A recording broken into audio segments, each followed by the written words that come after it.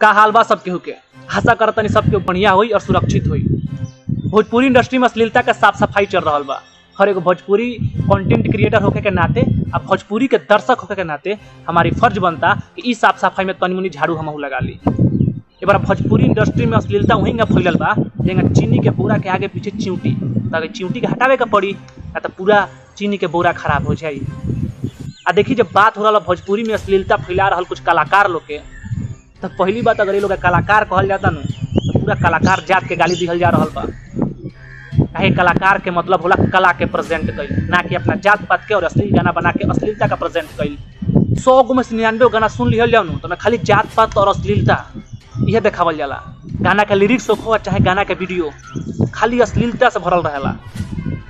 तो कबो नेहवा का नाम का ट्रेंड आता है, कबो पूजवा का नाम का ट्रेंड आता है, तो कबो जादव जी का बेटा है, तो कबो पंडित जी का बेटा है, तो कबो बाबू साहब का बेटा है। खाली ऐसा के गाना बनाते हैं और नाम क्या है कलाकार लगाते हैं। अरे अपने आप के कलाकार कहे से पहले एक बार यो पता कर लेता लो कि कलाकार के कोनो जात ना होला।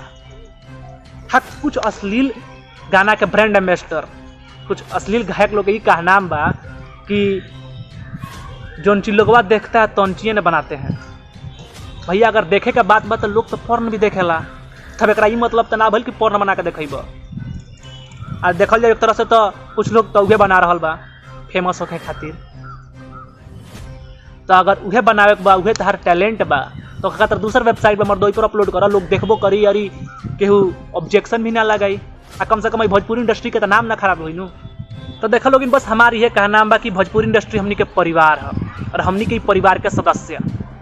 हर परिवार में अश्लीलता फैलावल ठीक उहे बात भइल अपना परिवार के नंगा कईल। तो यार साफ सुथरा गाना बनाओ लोगिन और भोजपुरी के अश्लील मुक्त बनाओ लोगिन है गौरी बात। देखो कलाकार बने खतरा कोनो डिग्री के जरूरत ना होला। देखा मतलब ही ना कि केहू भी कलाकार बन जाए, तब कलाकार उहे बनी जे काबिल होई। ऐसे अच्छा बा अच्छा गाना बनाओ लोगिन, वर्षों तक नाम भी हुई और इंडस्ट्री के भी नाम हुई। बाकी जय बिहार, जय भोजपुरी इंडस्ट्री।